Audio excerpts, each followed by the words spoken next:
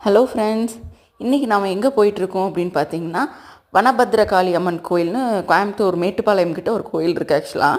So இன்றைக்கி ஒரு office விஷயமா போனோம். ஸோ போயிட்டு எனக்கு கொஞ்சம் டைம் இருந்தங்காட்டி ஸோ அந்த கோயிலுக்கு போயிட்டுருக்கேன். ஃபஸ்ட்டு காந்திபுரத்துலேருந்து ஒரு பஸ் மாறினேன். ஸோ இப்போ பார்த்தீங்கன்னா அந்த மேட்டுப்பாளையம் அந்த வனபத்ரகாளி அம்மன் கோயிலுக்கு போகிறக்காக 2வது பஸ் மாதிரி நான் போயிட்டுருக்கேன். ஸோ பஸ் பார்த்திங்கன்னா டேரெக்டாக கோயில்கிட்டே உள்ளே வந்துடுது. ஸோ நம்மளுக்கு இறங்கி கொஞ்சம் தூரம் நடக்கணும். ஸோ அந்த மாதிரிலாம் எந்த பிரச்சனையும் கிடையாது. ஸ்ட்ரைட்டாக கோயிலுக்குள்ளேயே போயிட்டு நம்மளை ட்ராப் பண்ணிடுறாங்க.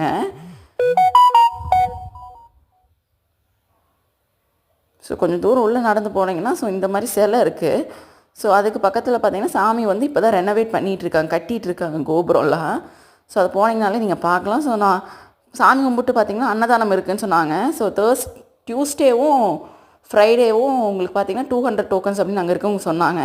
ஸோ எனக்கு 168 டோக்கன் கிடச்சிது. ஸோ சாமி சாப்பாடு சாப்பிட்றலாம் அப்படின்னு நான் முடிவு பண்ணிட்டேன் இன்றைக்கி.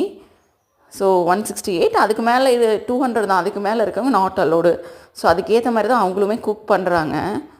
ஸோ ஃபஸ்ட்டு பார்த்திங்கன்னா இலை பொரியல் உப்பெல்லாம் வச்சிட்றாங்க. ஸோ இங்கே பாருங்கள். ஸோ அதுக்கப்புறம் தான் நம்மளுக்கு சாம்பார் ஊற்றிடுறாங்க, அப்புறம் ரசம், அப்புறம் மோருமே அவைலபிளாக இருக்குது. ஸோ அந்த மவுண்டெயின்ஸ்லாம் பாருங்களேன், நல்லா அப்படியே மேகத்தோடு கலந்து ஒரு ஒரு ரம்யமான காட்சி. ஆக்சுவலாக நல்ல ஒரு ஸ்ட்ரெஸ்ஸெல்லாம் இருந்ததுன்னா கண்டிப்பாக அந்த கோயிலுக்கெலாம் போனீங்கன்னு வைங்களேன், அந்த மலையும் அந்த மேகமூட்டங்களையும் பார்க்கும்போது உங்களுக்கு அவ்வளோ பீஸ்ஃபுல்லாக இருக்கும் ஆக்சுவலாக.